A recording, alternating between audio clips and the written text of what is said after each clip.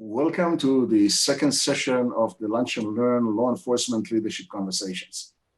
I'm Dr. Robbie Friedman, the founding director of the Georgia International Law Enforcement Exchange, GILEE, Georgia State University's Andrew Young School of Policy Studies. GILEE is a law enforcement leadership development program, and we are glad to have you all join us today. The idea of this Lunch and Learn series came out of the extended period of distancing that COVID-19 has caused. Many of you have adapted to the new normal while the pandemic has disrupted day-to-day in-person learning and sharing of ideas. Each of these meetings will feature law enforcement leaders who will engage in a moderated conversation about key issues that touch upon the insights, concerns, innovations, dilemmas, experiences, solutions, and their visions of policing. These monthly conversations are designed for law enforcement leaders, corporate security chiefs, and civic leaders. They intend to provide an opportunity to discuss policing and public safety issues, challenges, and solutions so as to foster better public-private partnerships. We offer these sessions on the last Wednesday of each month at the same time. So we encourage all of you to grab your lunch and learn with us. We want to say a special thanks to the Georgia Post and the Georgia Association of Chiefs of Police for providing training credits. If you are interested in these credits, please look for an email from GILEE with directions to apply following this webinar. Before we introduce our speakers, I'm pleased to mention that we have almost 200 registered for this session, and I'd like to recognize IACP past President Lou Deckmore, the Chief of LaGrange Police, Georgia, Julian Fantino, the retired commissioner and two-time commissioner of the Ontario Provincial Police and two-time minister in Canada's government, many chiefs and sheriffs, members of the IACP Community Policing Committee, private security leaders, and GILEE board members. We have participants from the Bahamas, from Canada, Hungary, Israel, and from Alabama, California, Colorado, Florida, Georgia, Missouri, and North Carolina. With this, I'm honored to present three prominent law enforcement leaders who are making important differences in their communities. In February, we had 3 police chiefs. Today, we have 2 commissioners and 1 director of state agencies in Georgia and in Tennessee. I'll go with an alphabetical order. First is Spencer Moore, who is the commissioner of the Georgia Department of Driver Services. Commissioner Moore's 20-year career in state government includes 14 years with the Governor's Office of Highway Safety, GOHS. He served his last 6 years at GOS as deputy director and became a leading expert in highway traffic safety initiatives. Moore began his state career as a parole officer with the State Board of Pardons and Paroles. Prior to his appointment, Commissioner Moore served as Deputy Commissioner of DDS for 4 years. He is a member of the 26th delegation to Israel in 2018. Our next participant is Tyrone Oliver, who is the Commissioner of the Georgia Department of Juvenile Justice. Oliver is a 20-year veteran of law enforcement who began his career in 1999 as a detention officer with the Newton County Sheriff's Office. Oliver was one of the first employees of the Brookhaven Police Department when the new city was formed in 2013.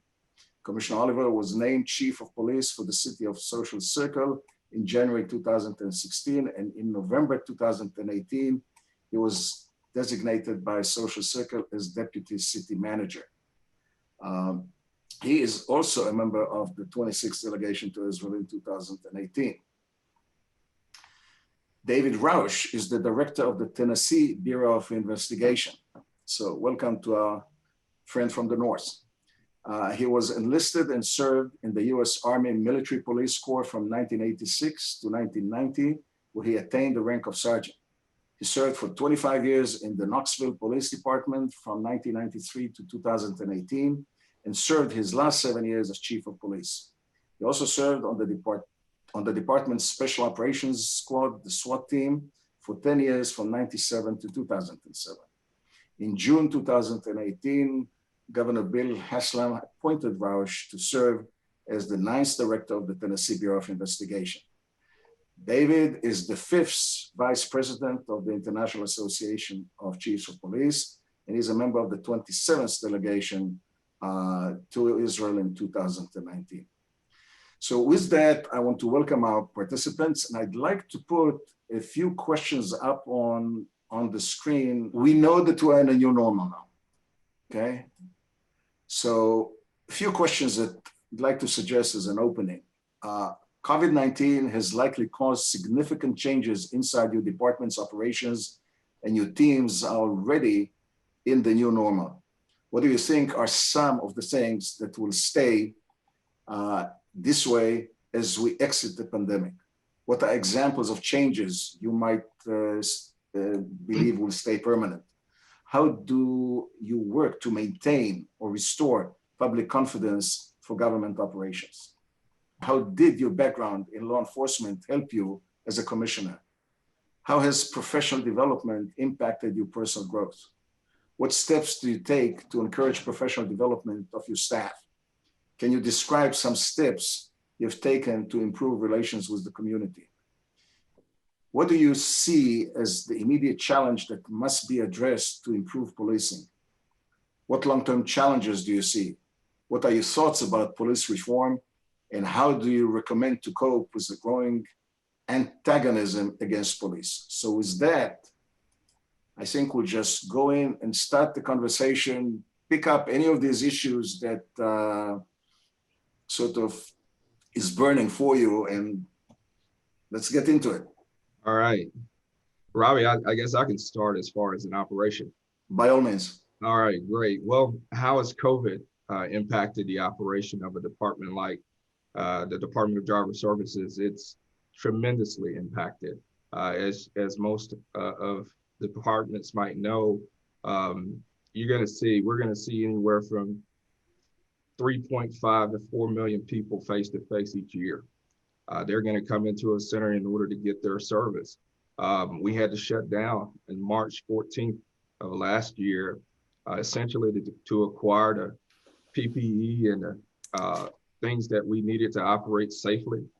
We were able to come back online on April 1st, start to bring some people back into the office. We started with first responders, so law enforcement, EMS, medical professionals, and we've gradually worked our way back to seeing people in person as an agency. But that's a tremendous change. The immediate not having people in our lobbies, having people to wait outside in order to be served, those were a tremendous impact in how we provided services at the department. So we had to basically, as an executive team, come together, think about a plan. Fortunately, we had a plan from the SARS outbreak in 2008, 2009 that we could start from. And from there, we developed new initiatives in which we could bring people in safely, both our employees and the public. Temperature checks, glass partitions between our employees and the customers. And the biggest change is we had customers stop having to come in and start utilizing our online services. So our IT teams became really, really busy. So I'm sure for departments who had people coming into offices, there was a big change in people now teleworking, having to work from home, and that obviously takes some time for the IT infrastructure to catch up with that type of change that quickly. Thank you. David, you want to take it next? Yeah, so I would tell you, so the changes, just keeping in that theme with TBI, we've seen some really positive things actually come out of this. And so, we still, obviously crime continued. And so we continue to respond and handle those things that are going on. Violent crime is up. It's up in Tennessee, it's up in Georgia, it's up everywhere, right? And so most of the work we do is responding to assist agencies throughout our state in investigating those crimes. And so that has continued. Where we've seen the changes really in our infrastructure is we run the state crime labs. And there was always this thought that the crime lab, you had to be present to do the work. And what we've learned is we've been able to create a hybrid where we work the evidence here in the lab, and then the agent goes home and does the analysis and the report writing. And so we've been able to make that balance, and it's working out really well, and that will continue.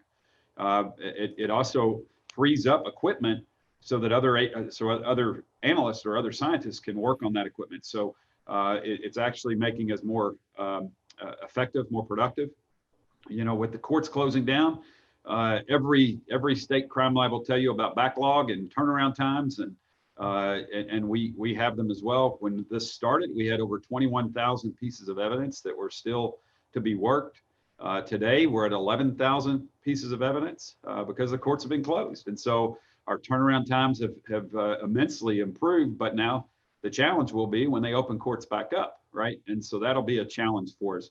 There's a lot of great conversation we're having right now about virtual testimony, which causes, you know, your scientists who are trying to work evidence, they're getting called to court, and so they can't work evidence while they're at court. And so what we're working on now is doing virtual testimony where they can continue to work their evidence, step aside, do a virtual testify virtually, and get right back to the bench and work evidence. And that's a new thing that I think it's taking on a lot of strength throughout the country. We've talked to a lot of our peers throughout the country, and a lot of agencies are working closely with their courts. And as long as the prosecution and the defense agree, virtual testimony is becoming more popular. And so that's going to be interesting because, you know, there's always been this thought that you have to be present to testify so that a person can confront you. Well, you can confront a person virtually just as you can if they were sitting in front of you. And so it's going to be a new way of doing court testimony, I think, as we move forward. So it's an exciting change that I think will continue as we move forward. So I'll stop with that and let Tyrone. Well, thank you, Dave. This is interesting because lots of people complain about going from Zoom to Zoom and wanting to have in-person conversations, and I'll join that chorus. But there are values and added values to having these kinds of things. I mean, even, you know, busing people to court can be saved, and you can do the testimony or the reporting from jail. Some are doing it already. So we may get into a new technology.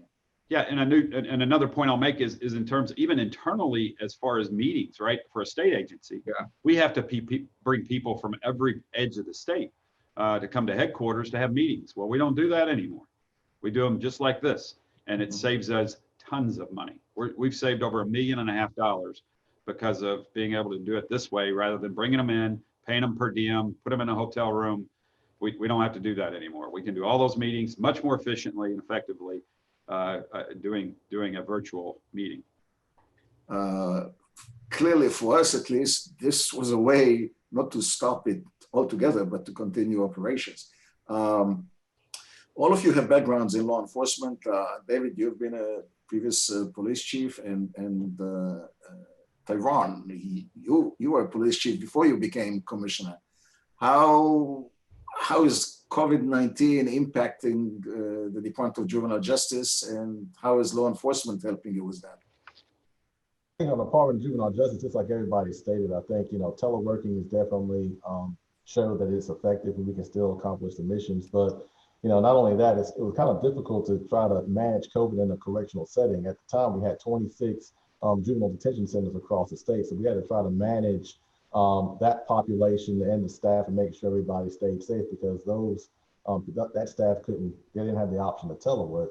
And so, but I think, you know, leveraging technology was a big thing. I think everybody mentioned it. With video visitation has been very key, and making sure our kids stay connected to their families, and then video court. I think that was huge. We stood that up very quickly and partnered with most of the local court agencies around the state to ensure that they had that connectivity, so who can conduct court and do it safely for our youth. You know, juvenile court runs a little bit different than adult court, so we have to make sure that those time constraints are adhered to. And so I think that's one of the things that's going to continue, that we're going to continue to do even past COVID, as well as our our meetings for our staff. We were able to connect with all of our leadership on multiple occasions as it relates to that. And how I guess law enforcement helped me as a commissioner. I think law enforcement, as everybody knows, is very versed profession. And so we're always making constant decisions, big decisions. And so as a commissioner coming into this role, I think my background in law enforcement has helped me deal with most of the adversity that I faced here in the state agency, and just dealing with conflict resolution, I think is huge, internal and external. And so just to be able to bring a sense of calmness to any situation that we can that you come across as law enforcement and being in this profession definitely paved the way for me in my current role now. I would agree with Tyrone on that point. I think that's what I think has helped me tremendously is that background in dealing with so much, especially as a local police officer where you're having to constantly problem solve. And so I think and so what it does is it brings you to this, and you start hearing the problems that people bring to you, and you're like, do we have a dead body on the interstate? If we don't, this isn't a big deal, right? And so we can get through this. And I think that's been the great advantage for me personally is having that salt, if you will, from local policing to bring to that perspective to this role has been big. And the other piece is understanding what our partners need, right? Is understanding that I was in that role. I know what the need is. And so being able to provide those services, because we're a partner organization, our role is to support our local law enforcement agencies. And so understanding the importance of that and really expressing that to the team has been a great advantage, I think. Do you see any changes in patterns of criminality, some going down, some going up? We now have a year to look at COVID-19 and at people behaving differently, strangely. Anything from fights in supermarkets because people don't wear a mask, or being more violent or less so? What is it that you see now that we need to look at? I mean, for the Commission of the Department of Driver Services in Georgia, the whole issue of voting or voting suppression is now a major issue, political, not just criminal, of course. Well, I'll speak about how crime has changed as it relates to the department. Just thinking about, we had 100% increase in the people that are using online transactions versus in person. So naturally, cyber crime has risen, with that increase of people utilizing electronic means. Just as we've talked about the sensitivity of the things that we all work on, we have staff who are working at home now. There are criminals out there every day trying to find people's identity so that they can steal this information and use it for some other purpose. So as a result, we brought less people into buildings, but we have to double down on our infrastructure to stop cyber crimes because we're going to see that increase as more and more of these type interactions take place, as more and more things as it relates in our business, a customer essentially renewing a driver's license. As those start to increase, you're going to see more people trying to basically compromise people's information. And I want to talk a little bit about our law enforcement unit within DDS, which is a great resource in any state. We have investigators who are working every single day to assist agencies in identifying people. We're the identity people. I like to say we're driver's license, but it's really not about driver's license. It's about identity. You're going to use that core resource in order to establish every other connection in your life, whether it's going to a pharmacy, whether it, of course, goes to a convenience store to buy something that's of an adult beverage or something. That core identity is key to those transactions. and criminals every single day, Robbie, is working to try and get that information. Thank you. David or Tyrone, anything that you want to add to this? I think, you know, of course, for juvenile justice, what we've seen, violent crime has gone through the roof, especially involving juveniles. If you watch the news, I mean, you know, you got kids 14 years old now, you know, armed robbing and murdering people at an alarming rate. And so we've seen that, especially during the pandemic, the amount of kids that we had come into our care that's charged as adult with adult crimes has risen 44% from 2019. And so that's a significant increase, especially, you know, dealing with our population that we're dealing with, and they're going to be with us for a very long time, if not going to the Department of Corrections. You know, what's really concerning is trying to figure out what's going on out there in the communities, while, you know, gang activity and these kids are actually getting into this level of crime at such a young age. I think that's really one of the concerns out of this pandemic that we're really watching closely. Yeah, and I would add to that, Robbie. So something that I think is probably, you know, obviously I know is near and dear to you is this community policing concept. Well, the problem is the community's been locked in. So there's not any, you know, as you know, natural surveillance is a crime deterrent, right? So people being present deters crime. They haven't been present. And because they haven't been present, crime has absolutely taken over, right? We're seeing violent crime at levels we've never seen them. And I think that's, you know, from a number of things, but I think surveillance, community surveillance has been a big piece of that, right? I think criminals have been emboldened because they don't feel like they're going to get captured because there's no witness. And so I think they've taken complete advantage of that. Plus, you know, the lockdowns have caused people to be more stressed, and that stress has acted out in a violent way as well. And so I think those are all coming into line in terms of what we're seeing in crime across, at least in Tennessee, and I think it's similar other states. And then I'd also mention, you know, talk about online. Everybody's online. Our children are online learning, right? And we've seen a major increase in exploitation of children online because of that. So one of the things we do is we are a lead in our ICAC efforts in the state. And so we've seen an major increase in exploitation.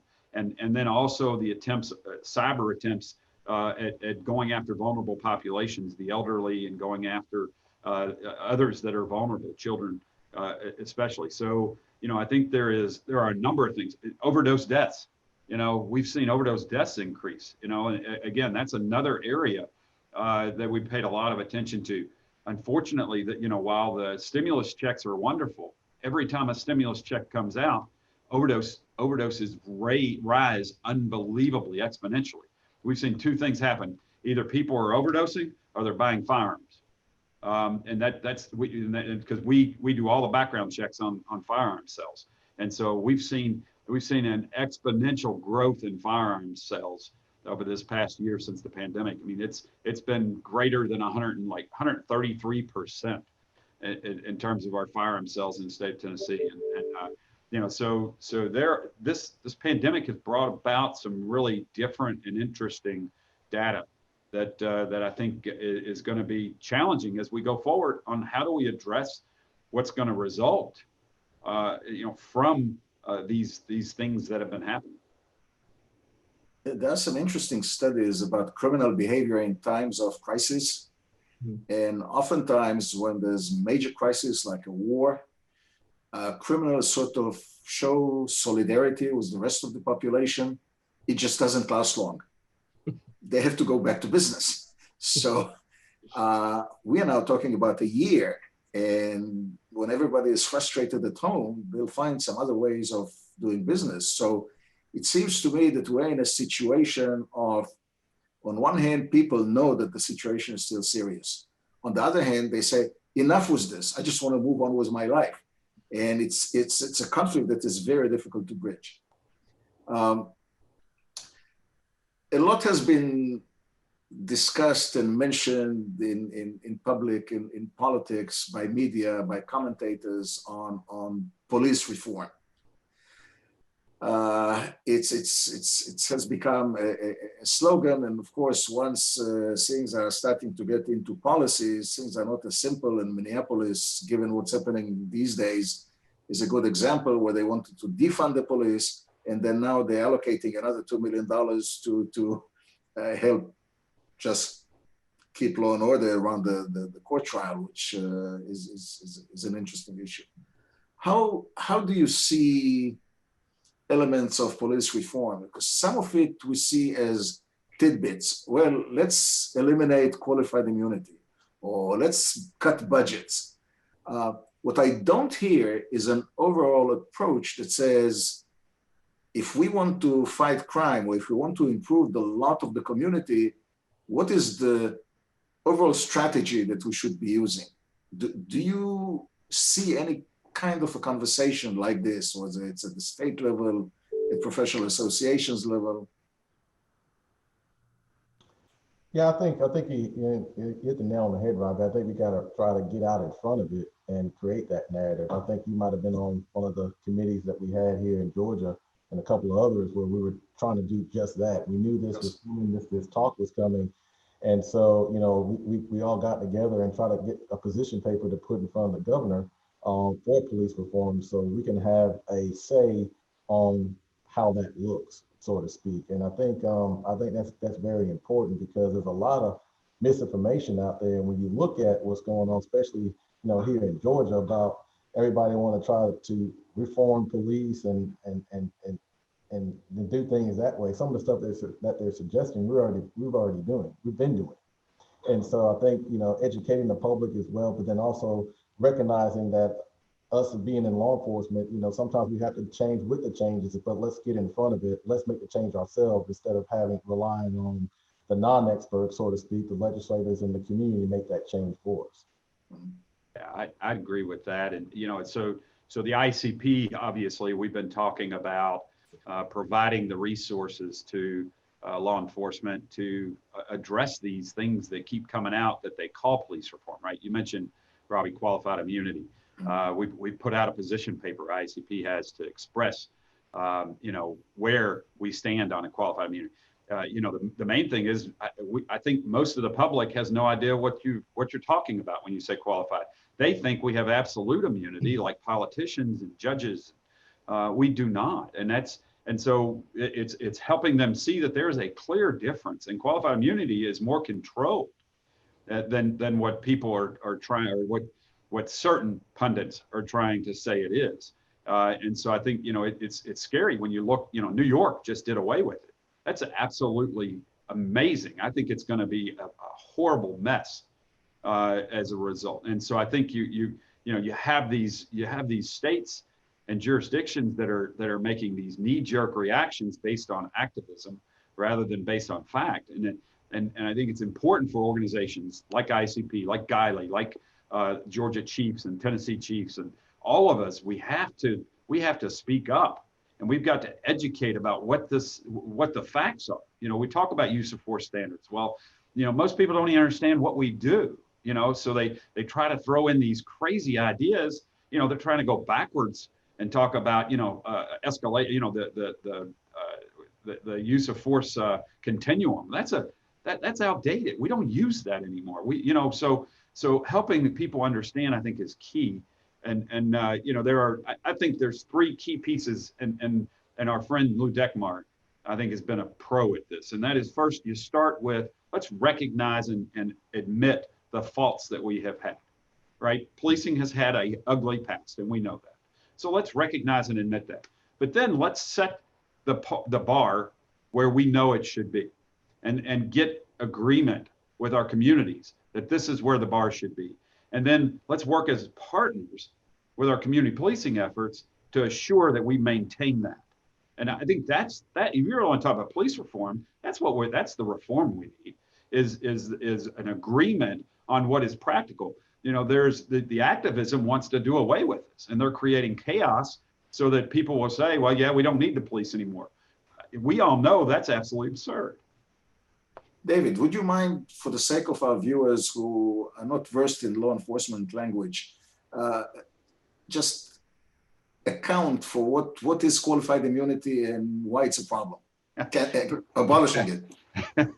Yeah, so qualified immunity simply is the immunity for an officer when they have to make a split-second decision, as long as they didn't make that decision based on a false qualification, right? So as long as they didn't make that on race, religion, creed, color, all of those disqualifiers.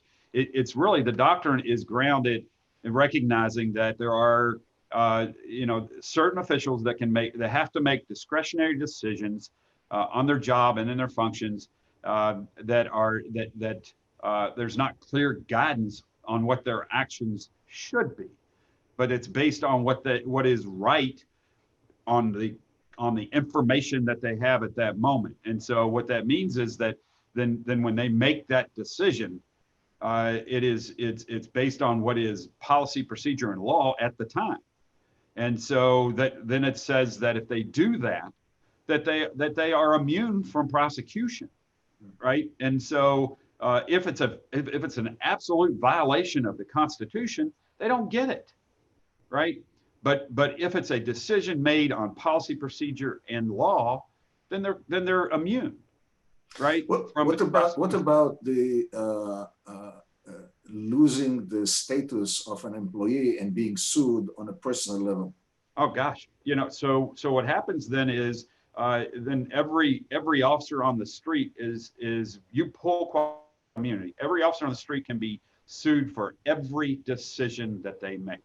Now you want to talk about, one, clogging up the court systems, two, increasing the cost to communities to defend those officers, three, the officers having to have some type of insurance that doesn't even exist right now, similar to what doctors have for malpractice. They're going to have to go and purchase insurance to be able to hire lawyers to defend their actions, and which are within policy, procedure, and law. And so it's the cost and the way that the system it has to change if they take away qualified immunity it's astronomical, if you ask me. Spencer, Tyrone, you want to pitch in on this? And just to touch on what David said also about what Chief Deckmar mentioned, I think, when you look at it, and I'm a firm believer, and I saw this when I was at Social Circle, the community would treat you as a police agency, as a police, how you treat them, right? And so it's very important to have that good, positive interactions with police. You're not going to make everybody happy every day going out there, but it's how you treat them when you have to interact with them and doing that positive community policing. And so I think if, with that being said, if you have, that's why I don't think you hear a lot of talks, especially here in Georgia, because I think we do a good job of this. And of course, Tennessee, I can't really speak for Tennessee, but I know in Georgia, that you really don't hear a lot of, pulling that qualified immunity out. You hear a lot about police reform and things of that nature, but it all surrounds the culture and within that police agency or within that community of how they're being treated. And so I think it's, again, I think we do a good job here in Georgia of doing that and making sure we have those positive interactions with our community. And when we don't, we see the end result and what happens. And you look at some jurisdictions here in Georgia of how that's happened and how that's transpired. But I think that community-oriented policing aspect is very important when it comes down to talking about reform and pulling qualified immunity away from policing. Okay. How did COVID-19 in this year that we have headed impacted your staff? Have you lost staff? Have you had to fire staff? Did you have to hire new staff? Turnover? How is it working from home? How are your departments functioning under these circumstances from a personnel perspective? Bobby, I'll tackle that one. What we saw early in the pandemic is those people who had reached retirement age, but had not retired in the past. COVID-19 was certainly something that pushed them to that point of now we're choosing to retire. So a lots of knowledge. I mean, you're losing people who have been experienced for many years. They bring a lot to the table, are now walking out of the door.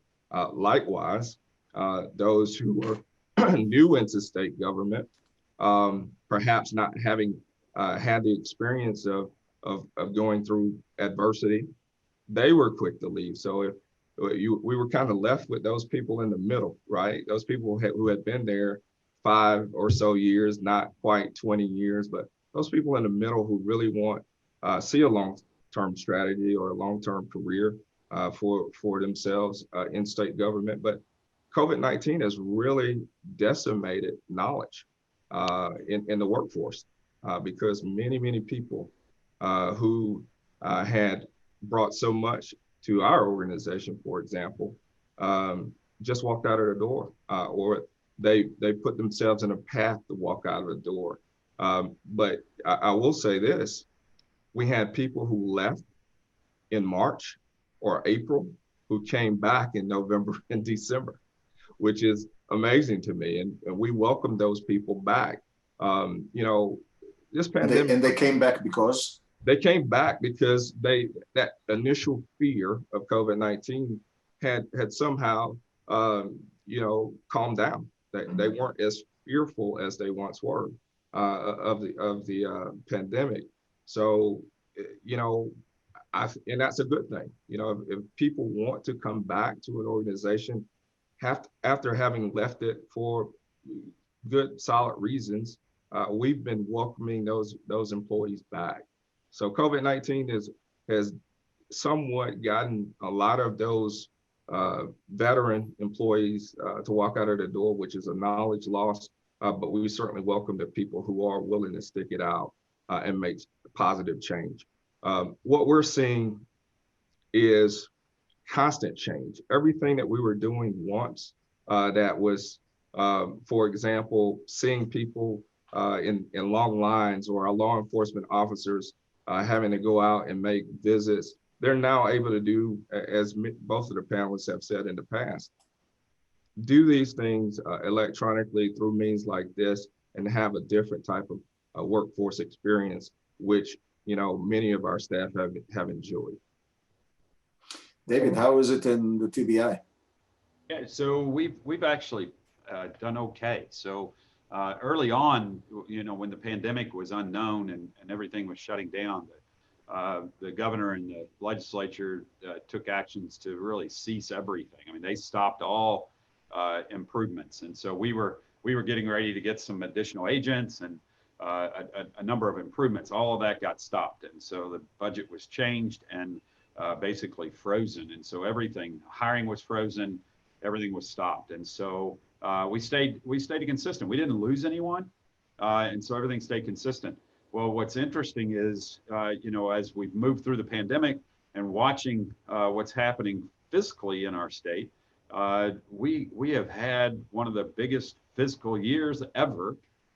So we're from July 1 of last year till last month, we're 1.3 billion in the positive in Tennessee in terms of tax returns, in terms of money in the coffers. And so they've loosened up, fortunately, all of the things that they took. We're getting back the numbers that we had. I'm hiring again, and so we're actually getting growth, and they're investing more money in us, and so it's been really interesting watching it, where we went from we went from famine to feast overnight. It's and it's been good, and again, the money that has been put into the states. I mean, we're having a hard time figuring out how to spend the money the federal government's throwing at us in Tennessee. So it's been interesting. Let's talk a little bit about the sort of disengagement between police and community, and the objection, rejection, complaints about police. Police is clearly, I don't want to use the term crosshair, but under the magnifying glass of everyone. And clearly some of the luster and reputation of police agencies and policing as a profession has been damaged recently. How is that gap being handled by your agencies? I think, for us, Robbie, I think, each day when we wake up and when we tell our leadership here, we gotta continue to bridge that gap. We gotta keep, you know, going out there and keeping that positive image and communicating in a positive way with our internal and external stakeholders. Because, it takes one bad incident in the nation to paint us with this big broad brush. And so we just got to make sure every day we're putting deposits in that good bank with our staff and with the community, because we are going to have that, especially at juvenile justice. I mean, we're no perfect agency by no means, and and here recently we've been in the news for several things that we're not proud of. But I think it's putting those small deposits in the bank of the good things that you do, and making sure that kind of overshadows anything that bad that may happen, and continue to go at it every day of bridging that gap between the community and the agency. I would tell you, people, here's what I think has happened a lot, and I read some research recently about this, and that is people, for some reason right now, no one wants to hear facts. They don't want to hear facts. They're tone deaf to fact. And as we try to, in law enforcement, we base everything on fact, everything we do, and people don't want to hear that. So we've got to adjust and understand that people are not hearing us. They're toning us out when we start talking about the facts. What we got to do is start telling the stories, right? The great stories of the work that the women and men in our agencies are doing. And we got to push those stories. We got to make sure they're everywhere, that people see them, that people feel it. I think that's the challenge we have to address this attempt to divide us in community. Is we've got to show our value is where we're at right now. And I think to show our value, we've got to tell the great stories, right? And we've got, and we're not getting the help from the media like we used to get on this. And so we got to create that within and get it pushed out on the spectrum that we have available to us. I think that's an interesting point, because you sort of become nostalgic to the old days of the media, but I'll remind you that if it bleeds, it leads. And they had bad stories because that's what brings the ratings. So the question is, how do you sell good stories when people are not really interested in? I mean, the local Atlanta paper, the AJC, now has one page that is dedicated to good stories, but then the rest of the paper isn't. So that's probably not the way. It's not enough to bridge the gap and how to activate, get closer to the community and get the community closer to the law enforcement agencies. That's probably one of the biggest challenges that we have these days. And I think we do it though, Robbie, with the understanding where people get their information now, right? And it's, people aren't watching the news as much as they used to. So, what we know is we got to hit them on their devices. And so we've got to be aware of, as well as proficient in using social media and using the non-traditional media sources to get information out there into the hands of individuals. And we got to make those interesting, because they're not going to click on if it ain't interesting. And I'll echo that. I think many departments here recently have started to hire social media professionals. We've done it in our department, right? And I've heard this over and over and over again. We have to over communicate. There's no room to not communicate your message so that people understand the perspective that you're coming from. I'm with David. People don't like facts, but unfortunately, that's what we're in the business of, is giving facts. So we have to be committed to that. We have to continue to over communicate, committed to giving facts, find alternative ways to reach people beyond the media. I'm with you, Robbie. I read the AJC every day, and I'm looking for those positive stories, right? And you rarely find them. But if you'll find them several pages over in small print. We have to do as much as possible to develop or redevelop these relationships with our media partners in order to get these stories out. And Robbie, if you don't mind, I think also too, I mean, invite the community in, invite the media in to the agencies. You know, one of the things that I've done not only here at DJJ, but also in Social Circle, and most of the agencies I know do it, you know, a Citizens Police Academy is one good way to engage the public and have a positive spin on it, because now they're your voice. So not only we putting out positive stuff, they're putting out stuff on their social media platforms as well. One of the things we did here at DJJ, you know, I get hit, you know, every different direction from advocacy groups, but you know, when you talk to them, none of them have never been to any of the facilities, and so we've invited them in so you can see the good work that we're doing. So they have the facts, right, David? And they're not just listening out there to the AJC and the others, and so now they're going to be that positive voice as well. But we shouldn't be afraid of not inviting them into our home, so to speak, and letting them see what we do, whether that's the community, whether it's media, and things of that nature, because now they're going to be the positive voice that you need. So not only are we putting positive stories out, they're putting positive stories out on their social media platforms as well. Yeah, Tyrone, what you're saying is they're feeling the facts, and that's what we've got to do. Not they don't want to hear them; make them feel it. That's the key. Which brings me to suggest that it's not knowledge and communication of facts that are important, but the experiential learning of how to make people experience what you experience, so that you have a similar, you know, background, and you know what the other party is sharing or having. And I think we are sort of encapsulating ourselves in these silos, whether they're citizens or various departments that do not cooperate enough with each other. So all of this is sort of part of the game. Well, so Robbie, it's like what GILEE does, right? GILEE. Walking, GILEE. It's walking a mile in the shoes. Yep. Right. It's exactly the same thing. And a little bit more than a mile, yes. So we're sort of getting towards the Q&A part, but I'd like to throw one question in terms of leadership. What do you tell and what do you say to aspiring leaders? I mean, all of you have had a career that moved from one spot to another spot that brought you to where you are now. And you're leading, you know, distinguished departments at state levels. What do you tell an aspiring police chief, an aspiring sheriff, or an aspiring commissioner for that matter? Sure. What is it that you need to do, given that, you know, we had it good now, or we had it good then, or will we have it good later? I mean, how do you convince somebody to follow suit? Many departments have great leadership programs that start internally.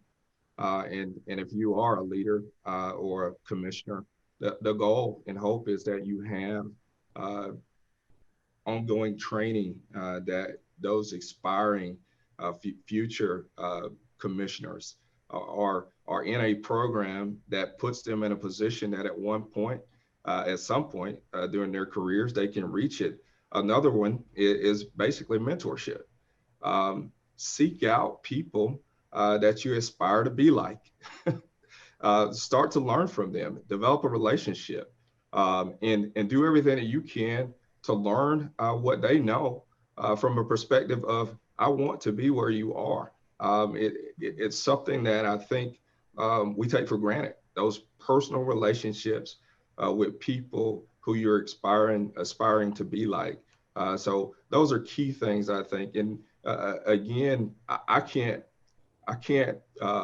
emphasize enough having programs like ones that I've been a part of with Carl Vinson Institute, for example, here in Georgia, where you know, under the Purdue administration, and this was many years ago, they were at that point training the leaders, the Stephen Covey model, the John Maxwell model. They were training future leaders back then, which is 2000s, for leadership now. I was fortunate to go through those programs.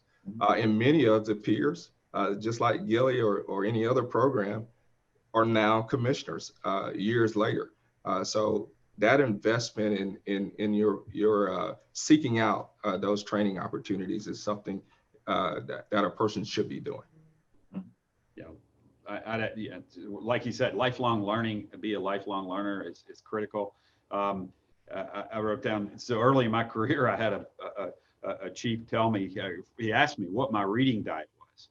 And I had no idea what he was talking about until he expressed it to me. And that is, be an avid reader of information that, and it doesn't have to be just all locked in on this profession. Learn what's out there. Read periodicals that you wouldn't normally pick up. Psychology Today, Business Week, those types of things where you get, the corporate community moves so much faster than government does, and they do it because they can take chances. We can't take chances with tax money, but they can. And so watching what they do and seeing where the success is, and then grabbing onto that concept and applying it is critical, I think, for leaders, if you're going to be a progressive, forward-moving leader. And then the last thing I'd say is don't be intimidated by the future talent, right? And be willing to give them what they need to rise up. Don't be scared they're coming after your position. The reality is, if you're that good, you're going to be okay, right? And if you're not, then they deserve it. So don't be intimidated by that future talent that's coming up. Pour the water on them and let them grow. Good point. Tyrone, you want to add to this? I think, I'm not going to rehash. I think they hit the nail on the head with that. But one thing I would say, whether wherever you're at in your career, just go at it at 100%. A lot of times when I talk to some leaders, they always have a plan B. Well, if you have a plan B, then you're not really focused on plan A. I think, go hard at plan A and just stick with it. Don't even have a plan B. And so then if that, then doors will open. I can only speak for myself on that part. I wasn't looking to, I'm fortunate enough to be where I'm at right now, but I wasn't looking to come to DJJ, but I was focused on where I was, and I didn't have a plan B. And it's been always just doing the right thing. I think that speaks volumes as well, and then your integrity. All right, well, thank you. This gives us a little time for Q&A. I'm going to turn it over to Colonel Cummings to lead this. So Brent, please take it away. Well, thanks, Robbie, and thanks, gentlemen, for your transformational leadership that you're all demonstrating. That's come across quite apparent to me today, and I think to many that are watching. As a public servants, you're adapting every day, and I very much appreciate as we move into what is many are calling the new normal. You are in the normal right now, so thanks for what you're doing. You've discussed. We've had the privilege of having a former ambassador join us today. We have Ambassador Ofer Ephraim who was the ambassador and consul general at the Southeast region from Israel. And you've all kind of discussed a little bit regarding his question, and it relates to cyber. Could you just maybe expand upon the challenges that you're seeing in your departments, what this cyber issues are? Commissioner Moore, you've talked about how you've had to go online, and it's actually helped in many ways. But what are the attacks? What are the challenges that you're seeing internally? I think most Americans don't recognize that we're in a daily war right now, a silent war ongoing from nation state actors against our nation. But they come into Tennessee, they come into Georgia, and they impact vulnerable populations, but they also are impacting all of us. Here in GILEE, just today, we saw a phishing attack or a phishing probe, in our own website or in our own email system. So it's out there. Could you just kind of expand upon that? Sure, I think I can. And this is the way I think about it. Most of our information has already been compromised, either through breach of a company in which you've shopped at some point, or certainly the credit agency breach. So the information is out on the dark web. What criminals want to do is take information that they've gotten from that realm and bring it into a public setting like a driver services or any other type of public service. So we're just seeing that expansion of attempts, not just at those purse snatches that used to happen and people getting other people's driver's license, but a methodical approach in which criminals are trying to utilize the information that they obtained on the dark web and then infiltrate, for example, an online account that you might have with driver services. As I mentioned, we're going to have 8.5 million current valid users and drivers in our state. So can you imagine the treasure trove that people feel like they can get to if they were able to breach an agency like DDS? One of the things that we've done more recently in 2020 is, this is something that we never thought about in the past, but I now have a monthly, sometimes bi-weekly meeting with our OIS staff, our IT staff, our deputy commissioner, our general counsel, and we're talking about cyber crimes. I mean, that's a new routine meeting that we never had before, that we started in 2020, just to look at these issues as they occur. David, you want to add anything to this? Yeah, so we've had to stand up, obviously, some teams to deal with it. You know, especially with the attacks on government. You know, we've seen a lot of attacks on police departments. We've seen the attacks on our education systems, and so we work very closely. Now, the good news is most of these agencies and organizations have insurance, and so they have the big corporations that come in and try to figure out what happened. And our role is just to get whatever information they gather, that if it's usable for us to go after a criminal charge. And so that's what we use it for. And so we're working very closely on that level with that. And then, you know, in investigations, cyber has become an important tool as well, right? And so, you know, even things like undercover buys, you know, you're now having to use cryptocurrency to make deals. And so that's something that we've had to train our team up on, and even how to, you know, put the parameters in place with policy, you know, to make it a new kind of buy money in order to control. Now, the interesting thing with cryptocurrency is it can gain or lose value in hours. And so, you know, it's been an interesting work to get it, and, you know, to understand that, listen, when we buy some cryptocurrency, the value is what the value is. You know, we spent whatever the dollar are, and that's what they are. But, you know, at the end of the investigation, if that increases in value, then that's seized money. And so we handle it just like seized money. It's not all of a sudden a new bank account that we can use. And so it's been interesting in looking at it that way. But in terms of the cyber efforts, we've had to start spinning up a new way of addressing a number of these attacks, and educating our people as well.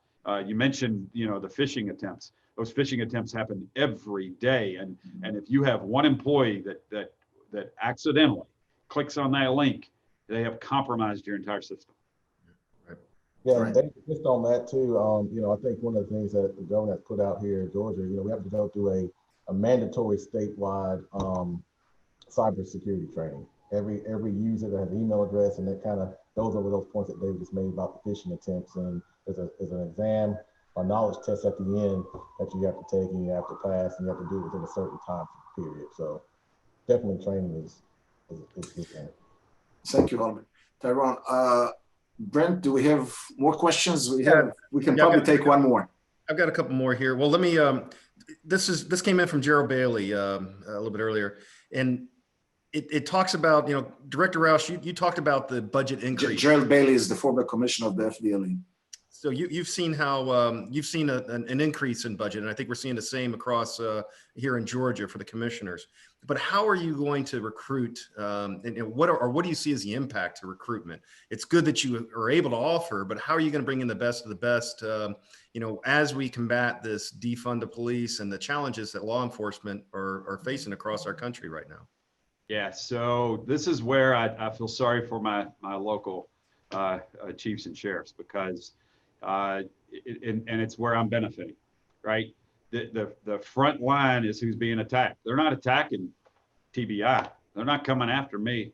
They're coming after those cops on the street, right? And so when I have an opening, I'm getting great candidates that want to get out of the fire, right? And so we're benefiting, unfortunately. I mean, it's unfortunate. I'm happy because I'm getting great candidates, but it's hurting my local agencies, and I understand that. you know, but as I tell them, my line to them is, guys, you're not losing them. I'm putting them right back in your community. I'm just taking over their paycheck. Then the FBI will steal them from you. Yeah. Yes. Right. Last question.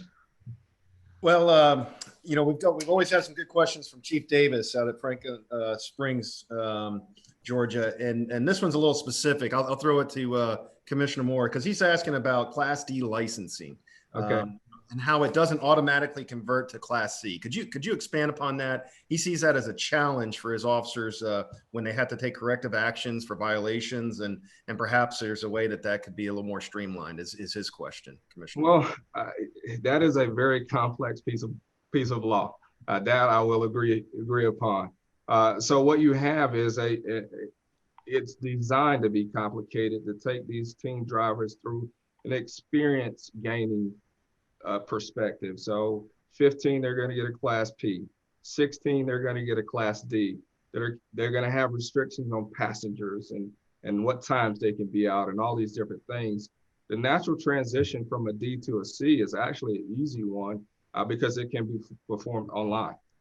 So one of the things that we try to do with that age group in order to keep their number of visits down is to ensure that what they can do is online. So I'll be glad to address him specifically if he has a few customers that we need to work with. But beyond that, there are ways that you can address getting from D to C without ever having to visit one of our centers. Thank you. And we will be happy to connect questionnaires with you if you would be willing to respond to it. Brent, thanks for the questions. And I want to thank all of the participants for taking time away from their busy schedule to be with us. Time flies very quickly.